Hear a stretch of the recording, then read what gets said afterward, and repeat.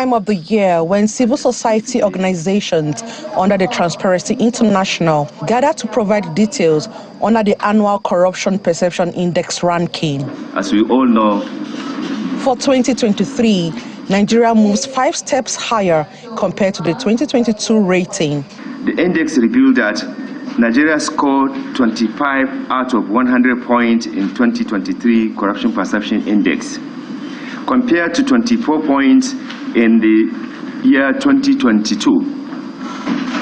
Corruption Perception Index, while Nigeria ranks 145 out of 180 countries, compared to 150 on the 2022 Corruption Perception Index results. Some of the 7 highlights of the 2023 report that requires improvement includes electoral corruption, appointment of questionable individuals into government, wasteful expenditures. It's no longer news again that what we know as a cliche is go to court. We don't know if our votes will count or will count in the future, or the courts will decide our ballots. But this calls for concern on the review of the Electoral Act. The poor performance of the election fails to justify the huge resources allocated to INEC for the conduct of the elections. Again, it's no longer news if INEC conducts free, fair, and credible election, or we just say we conduct elections. These times, we don't know if elections are free, we don't know if it is fair, or if it is credible. However, the report points at certain positives, highlighting areas of improvement in the last 1 year. The Perception Index also gives some recommendations. The anti-corruption agencies also need to provide information on data on their arrests, investigations, and prosecutions, especially of politically exposed persons and high-profile individuals, as well as give information on the proceeds of crime they recover in line with the Proceeds of Crime Management Act 2022. This is the first CPI under the administration of President Bola Tinubu, and the global body may just be using this benchmark to fight against corruption under his leadership. Emanuela Ekele, Channels Television News. And to look at that report and the Nigeria standing, we have here in the studio Rafsanjani, who is the country rep of the Transparency International. Thank you for joining us. Thank you very much. Good morning. Morning. That report gave Nigeria 145 out of 180, an improvement of 5 steps from 2022. Well, I think it's important to make this clarification. Yes, it is true, compared to last year Corruption Perception Index, Nigeria, especially on the most important one, which is the score, because the score is the most important one. The point is just happened when some countries either improve and go up or decrease and go down. So what we should be focusing on is actually the score, which is 25, as against last year, which is 24. Now, there are some reasons why last year, or rather this year, score shows improvement. First, we've also seen the efforts of the anti-corruption agencies to make arrests and also recover both domestic and international looted assets of Nigerians. And we have commended that effort because we now have in place the Proceeds of Crime Law, that's Act, which clearly empowers the government to actually confiscate stolen assets. And that commendable action really helps to improve the Nigerian rating. Secondly, one of the major areas where public officials connive to siphon public taxpayers' money is hiding under a disguise of company they own or their relatives own, and they will be giving them contracts. They will also give them tax waiver. You will be surprised to see how a particular company, in some instances, even multinational company, will be giving 5-year waiver, tax waiver, which if you use that money, will be enough to block so many challenges that we have. But because some of the government officials, they have share in those companies, so they would rather let the country lose taxes and revenue, then they will now give them 5-year tax holiday in the name of them doing, corporate social responsibility, which nobody monitored. Nobody, observe what a company does when you give him that kind of, free money. Now, particularly with regard to the oil companies, where you have this kind of a lot of fraud, as you can see, even from the 90 report, many companies are refusing to pay what they are supposed to pay to the government. So we encourage the Nigerian government to develop beneficial ownership register, which will clearly now show the identity of people who owns which company. Now, with that beneficial ownership register, we will know who are the people behind the oil companies, the different kind of companies, and the different kind of estates, and houses, and all sorts of companies that they use to siphon public taxpayers' money. So we commended Nigerian government for taking that advice to initiate and develop beneficial ownership register, which is now giving us an idea on how some public officials are actually conniving to divert taxes or revenue that should have ordinarily come to the Nigerian copper. So 1 second here.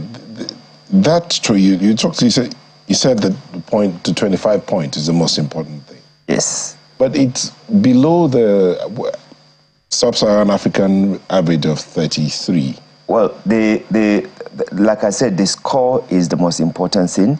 Then the point that you are talking about is what is actually below what is being expected, because even some other countries, like Ghana, they have performed better than Nigeria.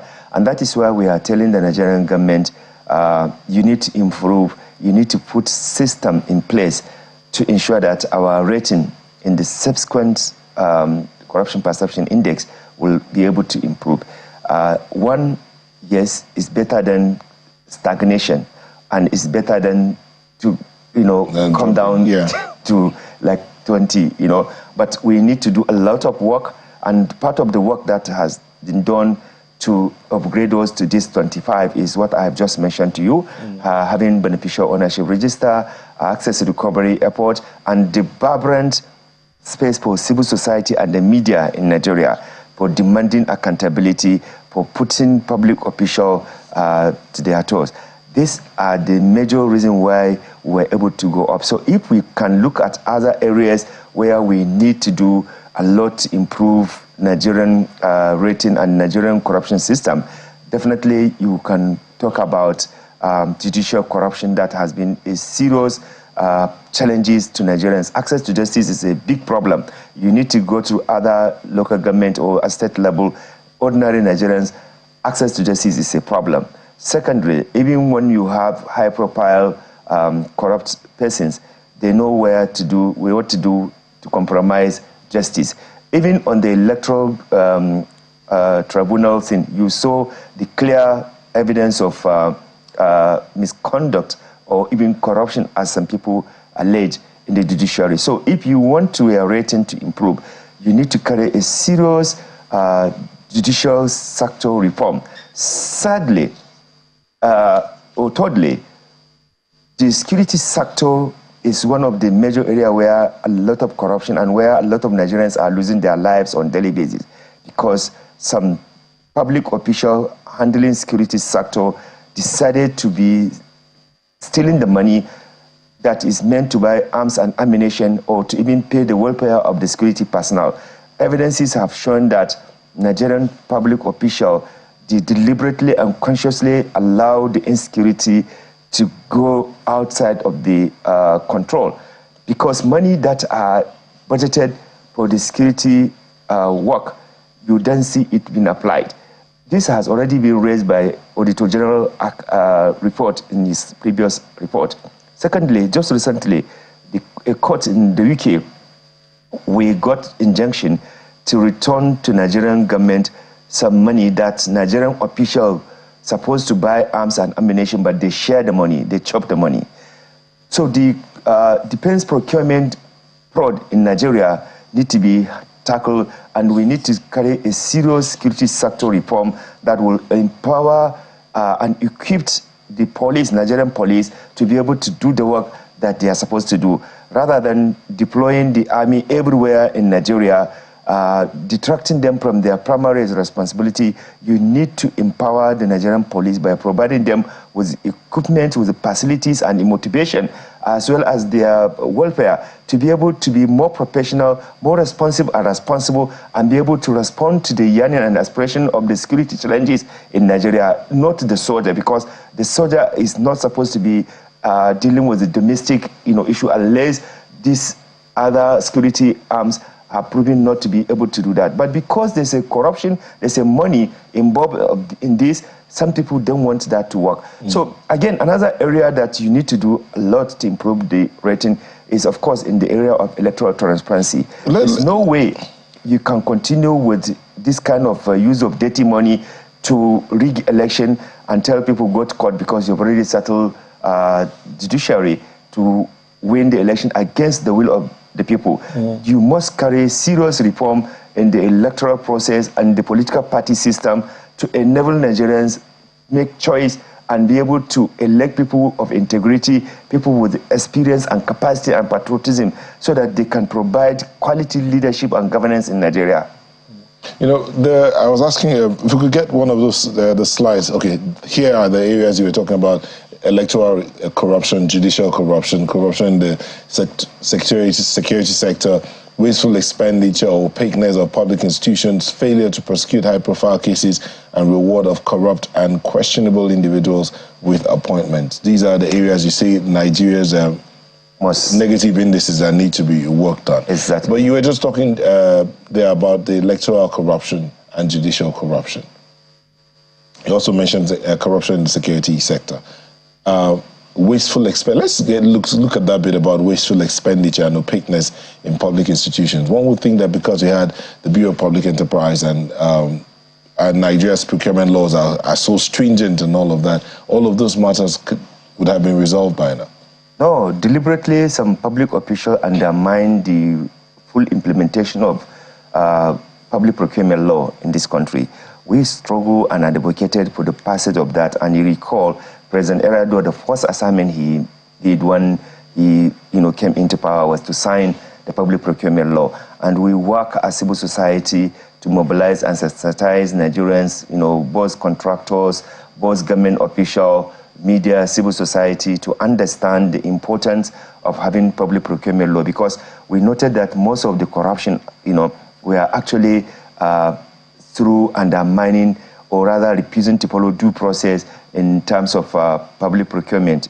So public officials refuse to allow the public procurement law to take place. For example, up to now, more than 10 years after the law, the government consistently is refusing to inaugurate the Public Procurement Council, which is supposed to be the driver of the implementation of public procurement law. Secondly, public officials, they award contracts without reference to public procurement law.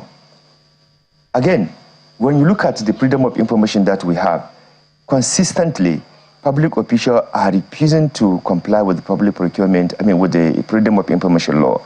So when you look at all this, though you have the law, but the law has been completely made redundant. And there's no way your rating will improve if this major area of corruption in terms of procurement, in terms of access to information, in terms of making sure that public expenditure are not wasted or diverted. Because what you see now with all the development going on around, you see that public officials, instead of allowing the appropriation law to work and ensure that there's a proper and prudent management of our resources, you see what they are doing. They create what they call project account. And Mr. Rafsanjani, if you don't mind me millions in, into their own personal account. Just 1 second, Mr. Rafsanjani. Is this the opaqueness that you speak to from the slides that we showed earlier? Is this the opaqueness in the government's spending that you're talking about? Yes, I'm just trying to expatiate. I'm just trying to add more detail into what is going on, because if government, if you have a legal framework and the legal framework is disrespected, there's no way you can be rated as a serious country that want to fight corruption. Because but I also note, just 1 second, I also note, help you. My apologies, I also note that part of the report also says that even though the index does not show specific incidences of corruption in the country, it indicates the perception of corruption. So exactly what does that mean? Are you saying that we have improved in the area of corrupt practices, but the perception of corruption is still quite high? What exactly is that report saying there? Okay, you recall recently different agencies, including government agencies, have also conducted similar survey showing, how corruption is deep in Nigeria. If you look at the ICPC rating, if you look at the UNODC rating, if you look at other organization rating, it shows and it can confirm what even the TIE is saying.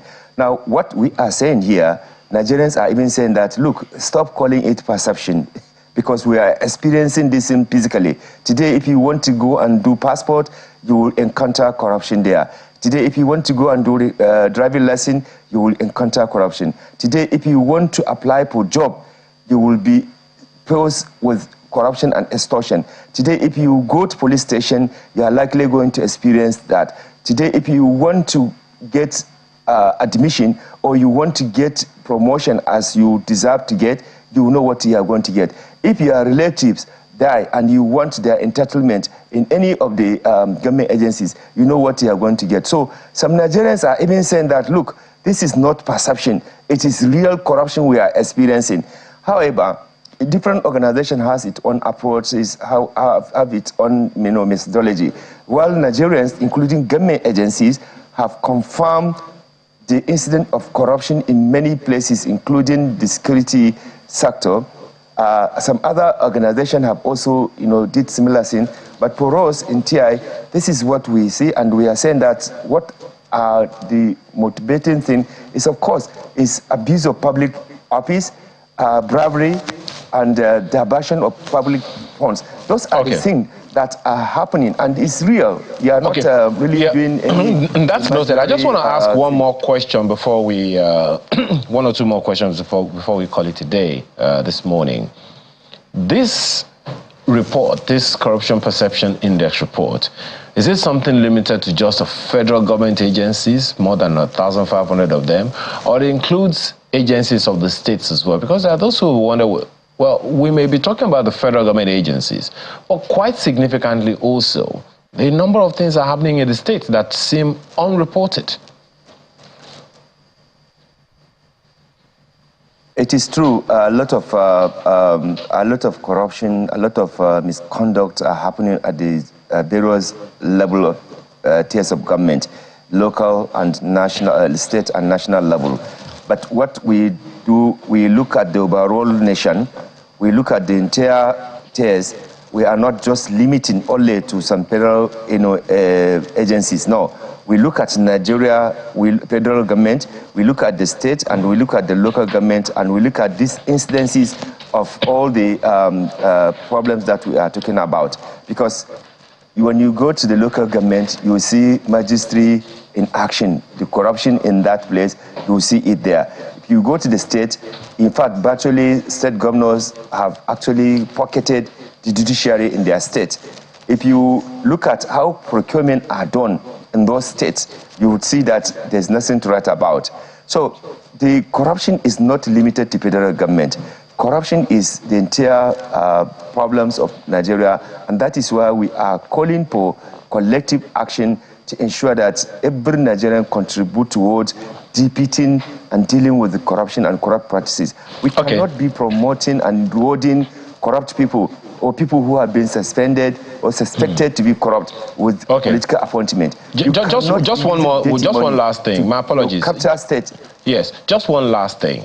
How is this report compiled? Where does the data come from that forms this corruption perception index report?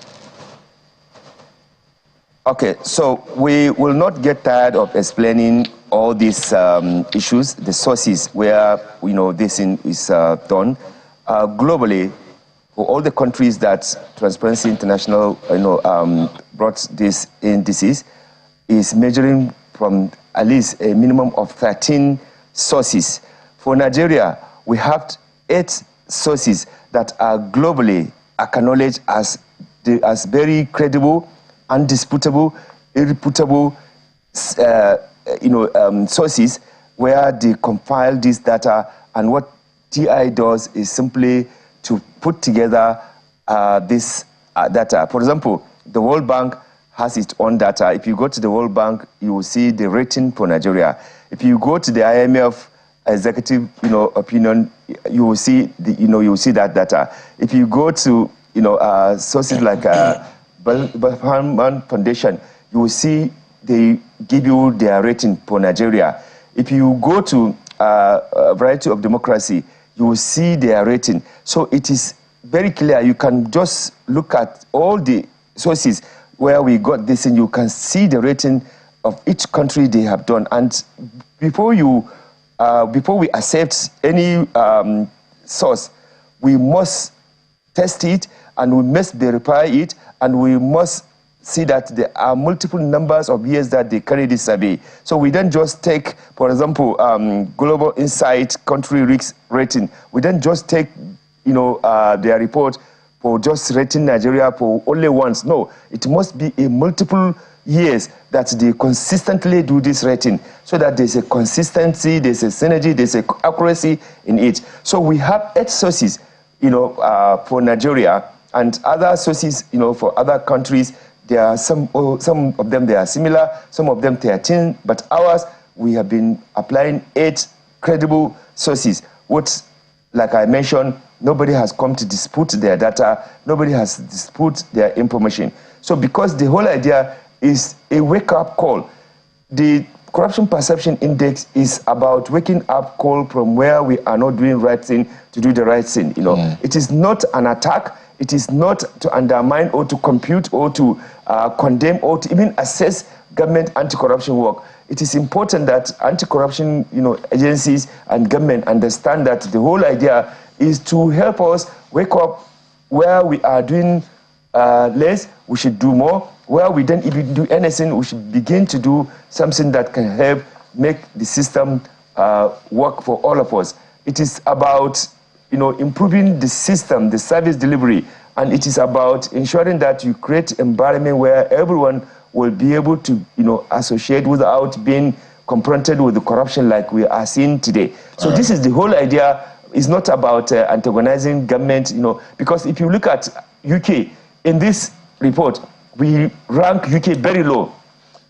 If you look at last year, America was ranked low, Britain was ranked low, France, Canada, all of them. None of these countries attack us or abuse us. What they did was to say, please, can we discuss where are the areas that we can improve? And that's the spirit in which I want Nigeria to take this, not to come and bully or attack. The last administration, Garba Shehu and La Mohammed, their work was just to insult, abuse, and the next minute you hear one big corruption happened. So it's contradiction. Mr. Rafsanjani, we want to thank you so much for coming in this morning. Awa Rafsanjani, Executive Director, Civil Society Legislative Advocacy Center, 6LAC, and Head Transparency International Nigeria. Thank you again for your report and all that you do. Do hope that this report will cause everyone to wake up, like as you say, a wake-up call. Thank you. Thank you very much. And just before we go, let's look at some of your messages, and this one's coming from Bumi. Bumi says, I concur with the allusion by the CBN governor that the Naira is undervalued. The major reasons for the daily devaluation is speculation, prevalent corruption, and laundered monies invading the forex market to exchange ill-gotten wealth for the dollar, which is easily moved around. That's Dixon Eka is saying via an mail, the decision of President Tinubu to relocate the NNPC sales receipts to CBN is a good step in the right direction. The corruption in the NNPC is too much. Let the NNPC sell and let the CBN issue receipts and collect money, and in that case it will call for a collaborative effort to steal, which may not be very easy. Kudos to the president on this one. And to the tweets now, Festus Akimbo said, our political leaders know what to do to improve our security, but they continue to duck and dive. Restructuring, state policing, and local government autonomy are the best ways to deal effectively with insecurity.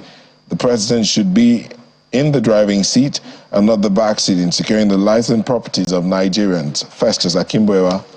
Akin Ogbeni says, shadowy doesn't begin to describe the NNPC. An aggressive forensic auditing of its affairs over the past decade should have been the priority project of any serious-minded government determined to combat graft and to stem the looting of our commonwealth.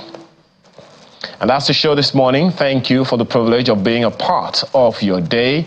Have a wonderful and a progressive one and productive one. I'm Ayo Makinde. And I'm Nel Taigbe. Enjoy the rest of your day.